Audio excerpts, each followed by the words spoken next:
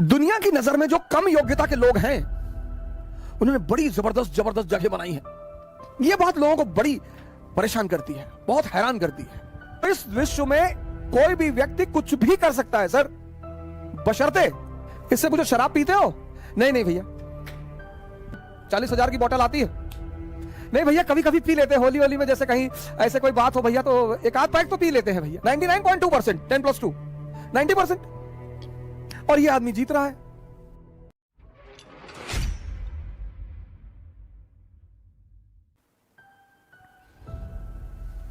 तीन क्लास है दुनिया में, capitalist class, middle class, working class. Capitalist class, Ambani, clear concept. ऊंचाई पर वही व्यक्ति है जिसके कॉन्सेप्ट क्लियर है, बस कोई धर्म वर्म की कोई भूमिका नहीं है। जिसके भी कॉन्सेप्ट क्लियर हैं वो अपनी क्षेत्र की ऊंचाई पर है। वो चाहे धर्म का कॉन्सेप्ट हो, चाहे समाज का कॉन्सेप्ट हो, कॉन्सेप्ट क्लियर होना चाहिए। मिडिल क्लास, इसके मिक्स्ड कॉन्सेप्ट है, मिक्स्ड। इससे पूछो शराब पीते हो? नहीं नहीं भैया। नहीं नहीं, ऐसा ही पूछ रहे थे। वो अमेरिका से हमारा एक दोस्त आया था तो एक लाया था रॉयल एब्सोल्यूट, 40,000 की बोतल आती है? नहीं भैया, कभी कभी पी लेते हैं होली होली में, जैसे कहीं ऐसे कोई बात हो भैया तो एक आध पैक तो पी लेते हैं भैया, एक आध। नॉनवेज खाते हो? नहीं भैया, अंडा खा लेते हैं कभी कभी, और नॉनवेज तो नहीं खाते भैया। वो जो नॉनवेज का वो होता है, जूस होता है भैया, उसको खा सकते हैं भैया, गोश्त नहीं खाएंगे। ये है middle class. Working class, people without concept. ये जो मजदूर कौन है जिनके पास जीवन में कोई कॉन्सेप्ट ही नहीं है? मजदूर हैं, 11 बच्चे हैं, 11। पूछो 11 बच्चे तुमको? 11 बच्चे कैसे हो गए? भैया ये भगवान के बच्चे हैं। अच्छा, तुम्हारा नाम भगवान है? नहीं नहीं भैया। अच्छा, पड़ोसी का नाम भगवान होगा? अरे भैया कैसी बातें कर रहे हैं? अबे तो कौन भगवान? अरे भैया भगवान ये ऊपर, वो नीचे आया।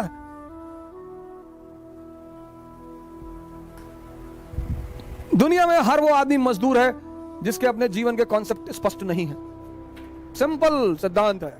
दुनिया में हर वो आदमी महान है जिसके अपने जीवन के कॉन्सेप्ट क्लियर है। ये करना है मतलब करना है। क्योंकि आप बाहर निकलोगे, जितने लोगों से बात करोगे उतना कंफ्यूज होते चले आओगे। हम पढ़ा सकते हैं तो इस दुनिया में कोई आदमी कुछ भी कर सकता है।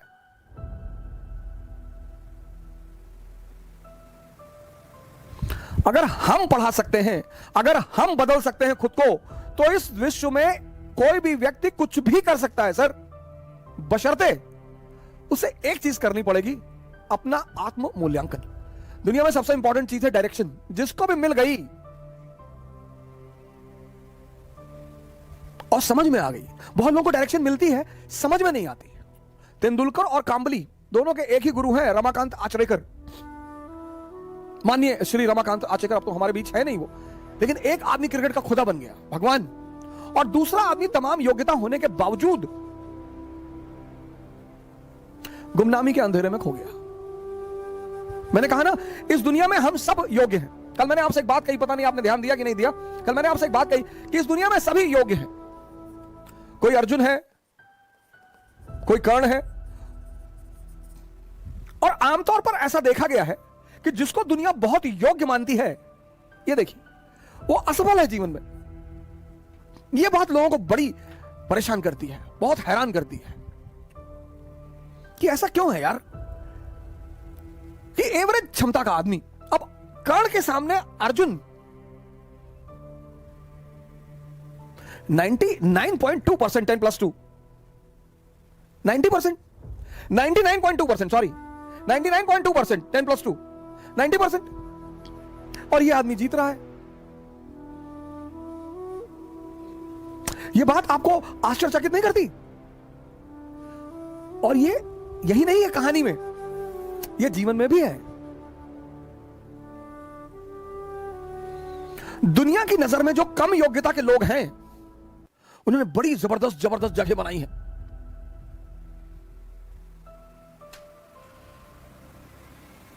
दुनिया में जो कम योग्यता के लोग हैं उन्होंने बड़ी जबरदस्त जबरदस्त जगह बनाई है। क्यों है ऐसा?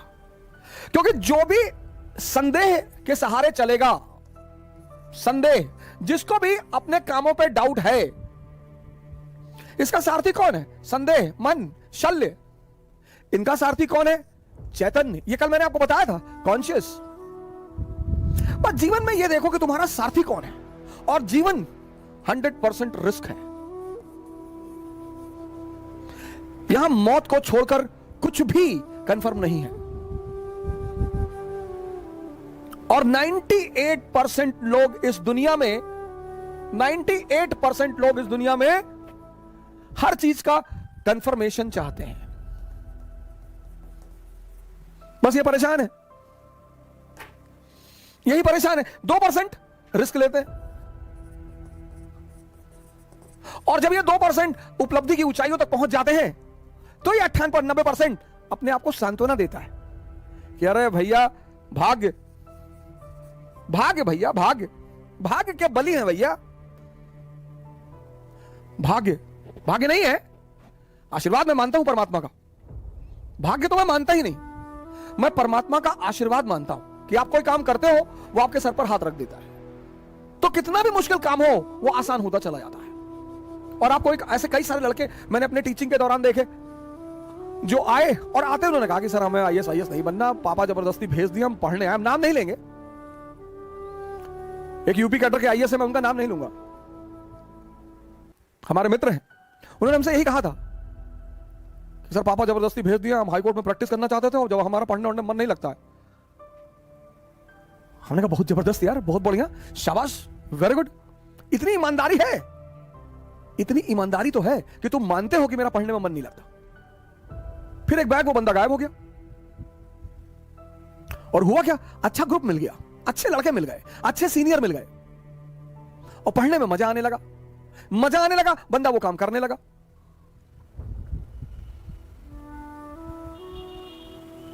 तीन 381वीं रैंक है आईएएस में, पहले अटेम्प्ट में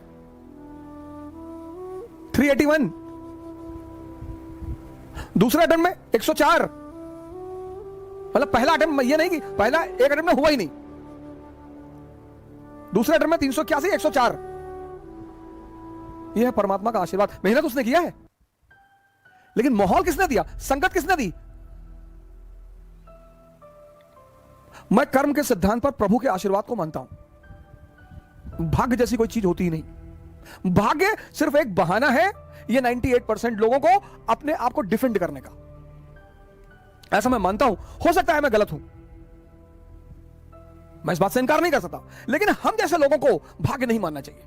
मिडिल क्लास के लोगों को कभी भाग्य नहीं मानना चाहिए, कभी नहीं, मानना ही नहीं चाहिए। अगर होता भी है तो भी नहीं मानना चाहिए,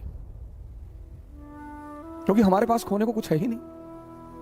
हमारे पास क्या था? हमारे पिताजी डाकखाने के बाबू थे, हम 2 कमरे के मकान में रहते थे। हमारे पास खोने को ही क्या था?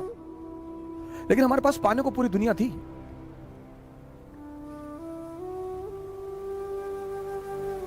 सारे फ्रंट पे लड़ रहे हैं। ये देखो, यहां तलवार चला रहे हैं, यहां तलवार चला रहे हैं, यहां तलवार, यहां तलवार, यहां हर तरफ। जिंदगी में एक फ्रंट चुनो, उसी पे लड़ो, बाकी सब बंद कर दो। राजा बनने की बस एक ही रास्ता है, समझदारी। और समझदारी के विकसित होने का कौन सा रास्ता है? पढ़ाई।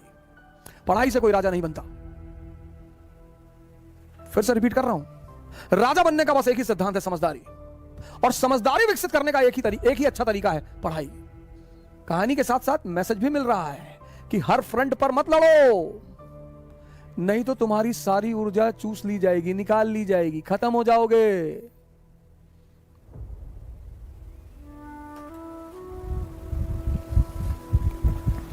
राजा बनने का बस एक ही सिद्धांत है, समझदारी का विकास। और समझदारी बढ़ाने का बस एक ही सिद्धांत है, नहीं, समझदारी बढ़ाने का सबसे अच्छा सिद्धांत है पढ़ाई। हमारे देश में लोग कहते हैं पढ़ोगे तो राजा बनोगे। बिल्कुल नहीं, सवाल ही नहीं उठता, प्रश्न ही नहीं उठता, गलत है वो। पढ़ोगे तो नौकर बन जाओगे, लेकिन हां, अगर पढ़ाई से अपनी समझदारी का विकास कर लिए तब तो राजा बनोगे।